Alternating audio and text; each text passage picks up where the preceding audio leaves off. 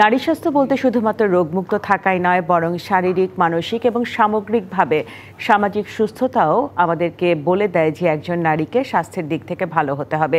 আপনার খাদ্যাভ্যাস, আপনার নিয়মিত ব্যায়াম ও সঠিক স্বাস্থ্যবিধি মেনে চলা এবং মানসিক সুস্থতার জন্য মনোযোগ দেওয়ার জন্য নারীর সামগ্রিক সুস্থতা নিশ্চিত করতে নারী স্বাস্থ্য বিষয়ক সমস্যা এবং জটিলতা এবং পুরুষদের থেকে অনেক সময় ভিন্ন এবং অনেকভাবে অন্যভাবে চিন্তা করতে হয়। আজকে আপনাদেরকে আমন্ত্রণ জানাচ্ছি নারী স্বাস্থ্যের রেনেটায় আজকের এই এপিসোডে, এবং আজকে আমরা শুরু করছি আমাদের প্রথম এপিসোড, এবং এটির সাথে আছে নভেলন লাইট 28। এবং আপনারা জানেন যে নারী স্বাস্থ্য নিয়ে আমরা যারা কথা বলি তারা নারী স্বাস্থ্যের বিভিন্ন দিক আপনাদের সামনে তুলে ধরার চেষ্টা করি। আপনাদের এই আয়োজনে আপনাদের সঙ্গে আছি আমি শারমিন আব্বাসী, সহযোগী অধ্যাপক, ইউনাইটেড মেডিকেল কলেজ হসপিটাল, এবং আমার সঙ্গে আছেন বাংলাদেশের একজন প্রসিদ্ধ শিক্ষক বলবো, মেন্টর বলবো, এবং প্রসূতি এবং স্ত্রীরোগ বিশেষজ্ঞ অধ্যাপক ডাক্তার মালিহা রশিদ। তিনি কাজ করেছেন দীর্ঘদিন ঢাকা মেডিকেল কলেজ হাসপাতালের বিভাগীয় প্রধান হিসেবে, এবং বর্তমানে তিনি আছেন কনসালটেন্ট হিসেবে বাংলাদেশ স্পেশালাইজড হাসপাতালে। ম্যাডাম, আপনাকে আমন্ত্রণ জানাচ্ছি আমাদের এই আজকের আয়োজনে। ধন্যবাদ ডক্টর শারমিন, ধন্যবাদ চ্যানেল ডিবিসি চ্যানেলকে। অনেক ধন্যবাদ ম্যাডাম। সুপ্রিয় দর্শক, আমরা আজকে মূলত কথা বলবো পলিসিস্টিক ওভারি সিনড্রোম নিয়ে, বিকজ সেপ্টেম্বর এই মাসটা যেটি আছে সেটি হচ্ছে পলিসিস্টিক ওভারিয়ান সিনড্রোম সচেতনতা মাস। পুরো বিশ্ব জুড়েই কিন্তু এই মাসটিকে নিয়ে আয়োজন করা হয় বিভিন্ন আয়োজন। নারী স্বাস্থ্যের রেনেটা আমাদের এই আজকের আয়োজনে আমরা পুরোটা সময় আপনাদেরকে পলিসিস্টিক ওভারিয়ান সিনড্রোমের বিভিন্ন বিষয় নিয়ে যে বিষয়গুলো রয়েছে সেগুলো তুলে ধরার চেষ্টা করব, এবং স্ক্রিনে দেখানো যে নাম্বারটি রয়েছে সেখানে আপনি ফোন করতে পারেন। আপনার যদি কিছু জানার থাকে আমাদেরকে সরাসরি প্রশ্ন করতে পারবেন। ম্যাডাম, প্রথমে যেটি জানতে চাই যে পলিসিস্টিক ওভারি সিনড্রোম এই রোগটির সাথে আসলে এখন অনেক সাধারণ নারীরাও টার্মটি বলতে পারে বা চেম্বারে এসে সহজেই বলে যে ম্যাডাম আমার এই সিমটম আছে, আমার কি আসলে পলিসিস্টিক ওভারিয়ান সিনড্রোম আছে কিনা। সেই জায়গা থেকে একেবারেই সাধারণ মানুষকে একটু জানাতে চাই যে সমস্যাটি কি এবং কি কি লক্ষণ থাকলে একজন নারী বুঝবেন যে তার এই সমস্যাটি হচ্ছে। ধন্যবাদ Sharmin. Actually polycystic ovarian syndrome সম্পর্কে মোটামুটি আমাদের দেশের সব নারীরাই জানে, যেহেতু নারী শিক্ষা বেড়ে গেছে, যেহেতু আমাদের কমিউনিকেশন ডেভেলপ করছে, আইটি কমিউনিকেশনগুলো বিশেষভাবে, কাজেই পলিসিস্টিক ওভারিয়ান ডিজিজ সম্পর্কে মোটামুটি আমাদের দেশের সচেতন নারীরা সবাই জানে। বিষয়টা একটা হরমোনজনিত জটিলতা। এখানে শুধু যে মাত্র মুটিয়ে গেলেই যে মেয়েটা মুটিয়ে গেলেই যে তার পলিসিস্টিক ওভারিয়ান ডিজিজ হবে এমনি না, তার সঙ্গে তার কিছু মাসিক চক্রের অনিয়ম দেখা দিতে পারে, তার হচ্ছে যে কিছু মুখে ব্রণ হতে পারে, অনেক সময় অনাকাঙ্ক্ষিত লোম গায়ের মাঝে দেখা দিতে পারে, যেমন বিশেষভাবে মুখে এবং হচ্ছে যে হাতে পায়ে এই সমস্ত জায়গায় অবাঞ্ছিত লোমও বেশি দেখা যায়। তো মোটামুটি পলিসিস্টিক ওভারিয়ান ডিজিজের একটা মহিলা অথবা একটা মেয়ের যদি আমরা চিত্র বলি তো একটু মনে হয় যে সে একটা মোটা মেয়ে, তার হচ্ছে মুখে বেশ কিছু ব্রণ আছে, তার মুখে কিছু হেয়ারি গ্রোথ আছে এবং একটু স্টাউট ফিগারেরই হয়ে থাকে এরা। সেক্ষেত্রে আসলে একটু সচেতন হওয়ার প্রয়োজন আছে। আমাদের সাথে আসলে অনেক দর্শক বিভিন্ন সময় প্রশ্ন রেখেছেন বা জানতে চেয়েছেন যে এটি আসলে কি কারণে হতে পারে কিংবা কাদের হতে পারে। অনেকে এমনও প্রশ্ন করেছেন যে আমার মার পলিসিস্টিক ছিল, আমার হতে পারে কিনা, আমার টুইন সিস্টারের পলিসিস্টিক সিনড্রোম আছে, আমার হতে পারে কিনা। এই জায়গাটিতে যদি আমরা একটু বলে দিই যে খুব কি জানা কোনো রিস্ক ফ্যাক্টর আছে, যেমন জেনেটিক্স অথবা অন্য কোনো কিছু, যে এই ধরনের পরিবারে বা এই মেয়েদের পিসিওএস এর সমস্যা হতে পারে? অবশ্যই অ্যাকচুয়াল কারণগুলো কিন্তু জানা যায় না শারমিন, যাই বলো, কিন্তু তারপরেও আমরা বলে থাকি যে জেনেটিক্সের একটা প্রভাব আছে। যেমন যেই ফ্যামিলিতে মায়ের পলিসিস্টিক ওভারিয়ান ডিজিজ আছে তার হয়তো মেয়ের হতে পারে, কারো হয়তো দেখা গেল যে ফুপু অথবা খালার আছে, সেই পরিবারের মেয়েটিরও কিন্তু হতে পারে। কিন্তু সবার আগে যেটা বলবো আমি যে মেয়েটির অথবা মেয়ের পরিবারের সচেতনতার অভাব, যেটা আমরা যেটাকে বলে থাকি মাল্টিফ্যাক্টোরিয়াল মিনস হচ্ছে যে পরিবারের কারো থাকলো এবং পারিপার্শ্বিক অবস্থাও সেটার সঙ্গে যুক্ত হলো, যুক্ত হয়ে তারপরে হয়তো তার পলিসিস্টিক ওভারিয়ান ডিজিজের মতো একটা অসুস্থতা অথবা শারীরিক সমস্যা, অসুস্থতা ঠিক বলবো না, শারীরিক সমস্যায় সে ভুগতে পারে। জি, আমাদের কাছে অনেকে জানতে চেয়েছেন যে কাদের আসলে এটা হতে পারে। সেই জায়গাটিতে আসলে যে কোনো বয়সেই এই সমস্যাটি নিয়ে যে কেউ আসতে পারে। স্পেশালি যদি আমরা ফোকাস করি যে স্কুল গোয়িং আমাদের মেয়েরা যারা আছে তাদের ক্ষেত্রে এই সমস্যাটি দেখা যেতে পারে, যারা বন্ধ্যাত্ব বা ফার্টিলিটির সমস্যায় ভুগছেন তাদেরও এটি হতে পারে। আবার যিনি মেনোপোজের দিকে যাচ্ছেন তার যদি এই সমস্যা থাকে সেখানেও বিভিন্ন রকম জটিলতার বিষয়টি আসতে পারে। আমরা ম্যাডামের কাছ থেকে একটু বিস্তারিতটি জেনে নিব। ম্যাডাম, স্কুল গোয়িং যারা আছে, আপনি যদি বলি যে দীর্ঘদিনের আপনার কাজের অভিজ্ঞতায় এখন কিন্তু একটু বেশি পাচ্ছেন এই সমস্যাটি তাদের মধ্যে, এখানে কি আপনার কাছে মনে হয় যে কোনো ফ্যাক্টর কাজ করছে কিনা? আমাদের মেয়েরা কেন এখন বেশি আক্রান্ত হচ্ছে এই সমস্যাটিতে? একদমই ঠিক কথা বলেছো শারমিন। আসলে আমি আমার শিশুকালে অথবা বয়সন্ধিকালে যত মানুষকে দেখেছিলাম যে এই ধরনের প্রবলেমে ভুগে, তার চেয়ে বেশি কিন্তু এখন আমার মনে হচ্ছে আমি দেখছি, এটা হতে পারে যে আমি চিকিৎসক হয়তো আমার কাছে বেশি আসে, কিন্তু তারপরেও আমি দেখে থাকি যে স্কুল অথবা কলেজে এই ধরনের মেয়েদের সংখ্যা কিন্তু বেশ বেশি। তো এটা কারণটা আমি যখন নিজে নিজে বিশ্লেষণ করি অথবা আমি একটু গভীরভাবে চিন্তা করি, তখন আমার মনে হয় যে আমরা অ্যাকচুয়ালি আমাদের নিজেদের কর্মধারা থেকে, কর্মপরিধি থেকে সরে এসেছি। একটা আগের দিনের একটা স্কুলের মেয়ে অথবা একটা কলেজের মেয়ে, সে নিজেকে খেলাধুলায় ব্যস্ত রাখতো, গৃহকর্মে ব্যস্ত রাখতো, তারপরে হচ্ছে যে শারীরিক যে ব্যায়ামগুলো আছে সেগুলো সে বিভিন্ন কাজকর্মের মাঝে সে কিন্তু সাংসারিক কাজও কিছুটা করতো, মাঝে সে এই শক্তিটাকে ব্যয় করতো।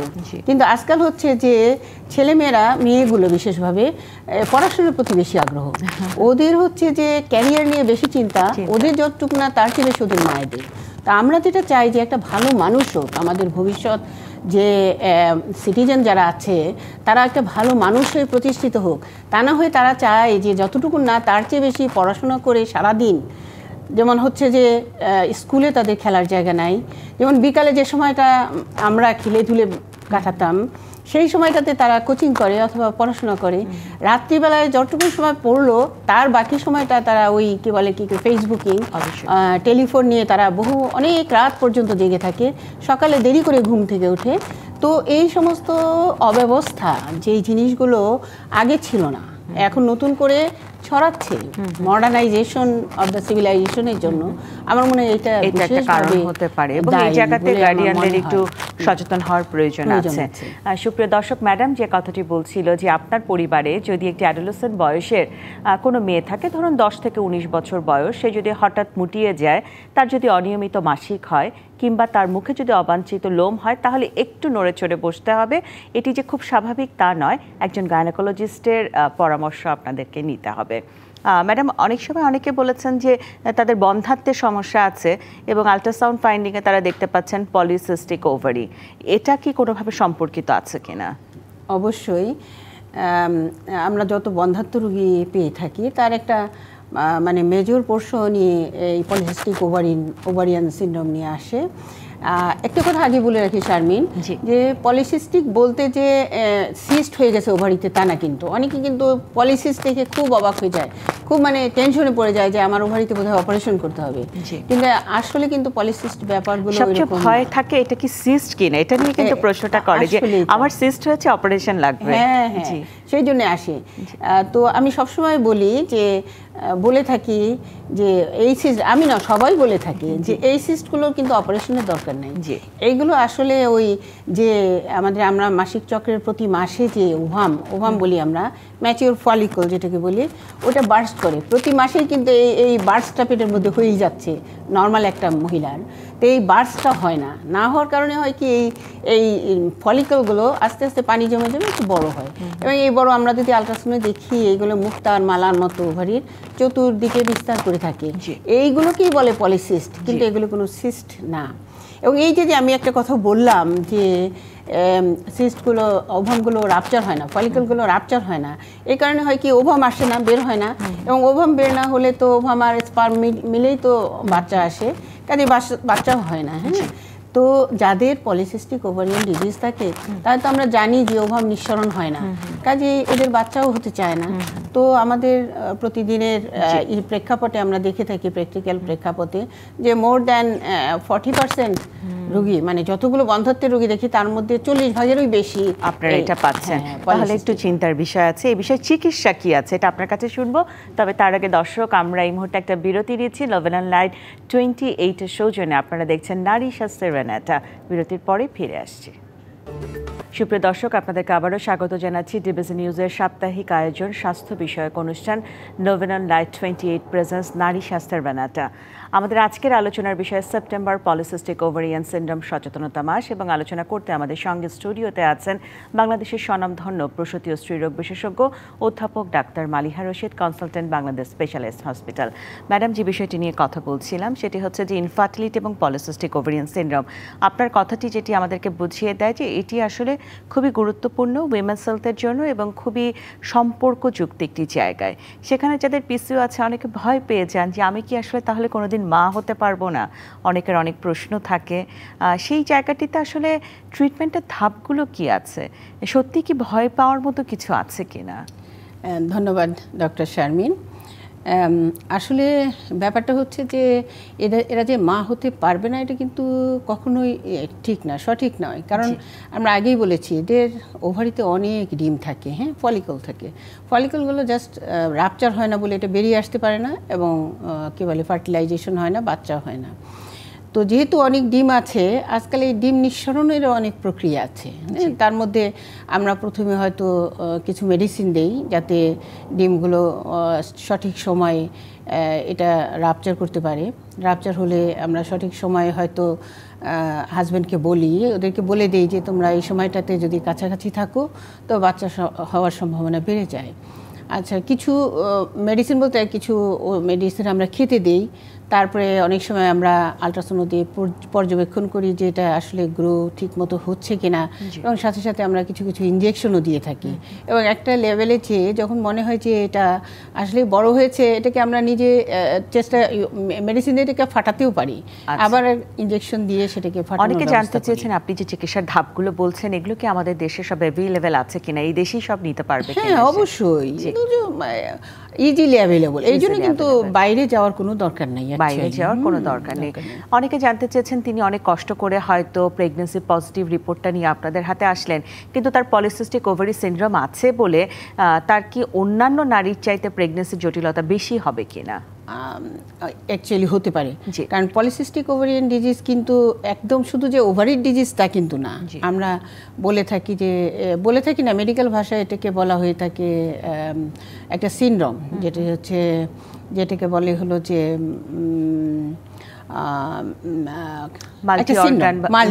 মাল্টি অর্গানে প্রবলেম করে। অ্যাকচুয়ালি এটা একটা হিমবাহু যদি বলি, তার অনলি ভাসমান পোর্শনটাই পলিসিস্টিক ওভারিয়ান ডিজিজ। এর সঙ্গে যেমন একটা হতে পারে যে লিপিড বেড়ে যেতে পারে, হাইপারলিপিডেমিয়া, ডায়াবেটিস হয়ে যেতে পারে, তার হচ্ছে যে ব্লাড প্রেশার বেড়ে যেতে পারে, তার হার্টে প্রবলেম হতে পারে, ইনফার্টিলিটি হতে পারে। এই সমস্ত ঝুঁকিগুলো যেহেতু বেশি থাকে, কাজেই পলিসিস্টিক ওভারিয়ান ডিজিজের রোগী যখন প্রেগন্যান্সি নিয়ে আসে, আমাদের ওই জিনিসগুলোর প্রতিও লক্ষ্য রাখতে হবে যে তার ডায়াবেটিস, ওই জিনিসগুলো, ওই রোগগুলো ওনার সাথে অ্যাসোসিয়েটেড আছে কিনা। সুপ্রিয় দর্শক, অধ্যাপক মালিহা রশিদ আপনাদেরকে যেটি জানাচ্ছিলেন যে যদি পিসিওএস থাকে বন্ধ্যত্ব হতে পারে, কিন্তু তার সকল চিকিৎসা কিন্তু এই মুহূর্তে বাংলাদেশে অ্যাভেলেবেল। অতএব আমাদের দেশেই কিন্তু এই চিকিৎসা নিয়ে সঠিকভাবে মাতৃত্বের যে স্বাদটি সেটি নেওয়া সম্ভব।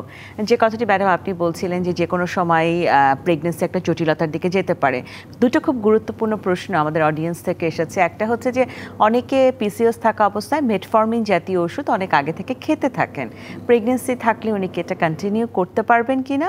আরেকটি গুরুত্বপূর্ণ প্রশ্ন এসেছে যে আর্লি প্রেগনেন্সিতে প্রেগনেন্সি লসের চান্সটা একটু বেশি হবে কিনা যাদের পলিসিস্টিক ওভারি আছে। ধন্যবাদ শারমিন, একদমই ঠিক কথা। আমরা জানি যে আমরা এতক্ষণ কিন্তু আলোচনা করছি যে হরমোনজনিত সমস্যা হতে পারে, কিন্তু আসলে হরমোনটা কোন হরমোন তাই কিন্তু আমরা এতক্ষণে মানে আলোচনায় আনি নাই। অ্যাকচুয়াল সমস্যা করে কিন্তু ইনসুলিন রেজিস্ট্যান্স। ইনসুলিনটা কাজ করতে পারে না, রেজিস্ট্যান্স হয়, এবং মেটফর্মিনের কাজ হচ্ছে ইনসুলিন সেন্সিটিভিটি বাড়িয়ে দেওয়া, যাতে গ্লুকোজ সেলের বাইরে থেকে সেলের মাঝে যেতে পারে এবং এটা ঠিকঠাক মতো কাজ করতে পারে। কাজে মেটফর্মিন দেওয়া হয় কিন্তু ওই কারণে, নট যে ওনার ডায়াবেটিস আছে চিকিৎসার জন্য, এতে ইনসুলিনটা যেন সঠিকভাবে কাজ করতে পারে। কাজে কেউ যদি মেটফর্মিন চিকিৎসা হিসাবে প্রেগন্যান্সির আগের থেকে খেয়ে থাকে তবে অবশ্যই উনি প্রেগন্যান্সিতে এটা কন্টিনিউ করতে পারবেন। জি, অত্যন্ত গুরুত্বপূর্ণ তথ্য দিয়েছেন। জি, আর আরেকটা কোশ্চেন ছিল প্রেগন্যান্সি লস হবে কিনা, আর্লি প্রেগন্যান্সি লস। অ্যাকচুয়ালি আসলে যেহেতু এখানে শুধু যে ইনসুলিন প্রবলেম থেকে তা না, কোনো কোনো সময় এস্ট্রোজেন, প্রোজেস্টেরন, টেস্টোস্টেরন আধিক্য থাকে দেখে, তো সেই সমস্ত ক্ষেত্রে যেহেতু হরমোনাল ইমব্যালেন্স রয়ে গেছে, এদের কিন্তু যে এন্ডোমেট্রিয়ামে যে বেড, ইউটেরাসের মধ্যে যে বিছানা তৈরি হয় ফিটাসের জন্য, যেখানে ও ঘুমায় 9 মাস পর্যন্ত, সেই এন্ডোমেট্রিয়ামের বেডটাও কিন্তু ঠিকমতো তৈরি হয় না, বা রিসেপটিভিটিটা প্রবলেম হতে পারে। সেই কারণে দেখা যায় যে প্রেগন্যান্সি লস হওয়ার সম্ভাবনা বেশি থাকে। অনেকে প্রশ্ন করেছেন তিনি যদি আনম্যারিড থাকেন অথবা তিনি এই মুহূর্তে সন্তান চাচ্ছেন না, এমন অবস্থায় যারা পিসিওএস এর সমস্যায় আছে, আমাদের আজকের প্রোগ্রামটি কিন্তু প্রেজেন্স বাই নোভেলন লাইট 28, এই ধরনের পিলগুলো দিয়ে চিকিৎসার কোনো বিষয় আছে কিনা পলিসিস্টিক ওভারিয়ান সিনড্রোমের জন্য? অবশ্যই শারমিন, এরা দেখা যায় যে অনিয়মিত মাসিক চক্রে ভোগে। অনিয়মিত বলতে বলছি যে সাধারণত দেরি করে করে মাসিক হয়, 2-3 মাস পর পর হয়, কারো একবার 6 মাসও বন্ধ থাকে, আবার অনেকে দেখা যায় খুব ঘন ঘন হতে থাকে। কেমন? তো এই সমস্ত ক্ষেত্রে আমরা তো মেটফর্মিন দেই ইনসুলিন সেন্সিটিভিটি বাড়ানোর জন্য, কিন্তু এই মাসিক চক্রকে নিয়মিত করার জন্য আমরা কিন্তু এই যে ছোট ছোট পিলগুলো দিয়ে থাকি। অনেক সময় মেয়েরা অথবা মায়েরা ভয় পায় যে মেয়ের বিয়ে হয়নি এখন কেন পিল খাবে, সেক্ষেত্রে প্রপার কাউন্সেলিংটা হয়তো জরুরি। হ্যাঁ, কাউন্সেলিং জরুরি, এবং সেই ক্ষেত্রে আমরা কিন্তু এই যে পিল যেমন নোভেলন লাইট এই জাতীয় মেডিসিনকে তো দিতে পারি। খুবই ভালো ড্রাগস। ম্যাডাম, অনেকক্ষণ ধরে একজন দর্শক আপনার জন্য অপেক্ষা করছে। সুপ্রিয় দর্শক, আপনি কোথা থেকে বলছেন এবং আপনার নামটি বলে প্রশ্নটি করুন। অধ্যাপক মালিহা রশিদ শুনতে পাচ্ছেন আপনাকে। দর্শক,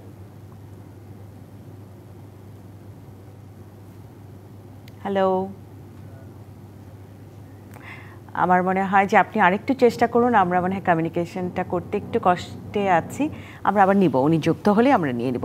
তাহলে আমরা যেটি বলছিলাম যে এই ধরনের ড্রাগসগুলোকে ব্যবহার করা যায়। আরেকটা জায়গায় ম্যাডাম অনেকে মনে করেন যে তার ফ্যামিলি কমপ্লিট হয়ে গেছেন, আপনারা চিকিৎসা দিয়েছেন খুবই সাকসেসফুলি, সে প্রেগনেন্সি নিয়ে বাড়ি গেছে, এখন তার বয়স হয়তো 45 আপ। তারা অনেকে প্রশ্ন রেখেছেন যে আমার তো পলিসিস্টিক ওভারিয়ান সিনড্রোম ছিল বা এখনও হয়তো কিছুটা আছে, বাট যেহেতু এখন আর প্রেগনেন্সি নিয়ে আমি কনসার্ন না, বাট এই বয়সেও কি এটা নিয়ে চিন্তিত হওয়ার বা সাবধান হওয়ার বা সচেতনতার কোনো বিষয় আছে কি না? অবশ্যই, আমি আগেই বলেছি শারমিন, দিস ইজ দ্য কি বলে কে এটা হচ্ছে ভাসমান পোষণ হিমবাহুর। হ্যাঁ, কাজে এটার সঙ্গে জড়িত কিন্তু অনেকগুলো ডিজিজ আছে যেটাকে আমরা বলি মেটাবলিক সিনড্রোম। হ্যাঁ, যে মেটাবলিক সিনড্রোমে বলেছিলাম আমি যে তাদের লিপিড বাড়তে পারে, তাদের ব্লাড প্রেশার বাড়তে পারে, তাদের ডায়াবেটিস হতে পারে, এবং যেহেতু অনিয়মিত মাসিক হয় সেই কারণে কিন্তু তার ওই যে এন্ডোমেট্রিয়াম যে পাতলা ঝিল্লি আছে ইউটেরাসের মাঝে যে আবরণ, সেই আবরণটাও কিন্তু অনেক সময় ঠিক হয়ে যায়। হ্যাঁ, ঠিক হয়ে গেলে কিন্তু এখানেও আমাদের কিছু ডিজিজ যেগুলো হয়, যেমন হচ্ছে যে এটাকে বলে কি এন্ডোমেট্রিয়াল হাইপারপ্লেসিয়া, মানে এন্ডোমেট্রিয়াম অনেক ঠিক হয়ে যায়।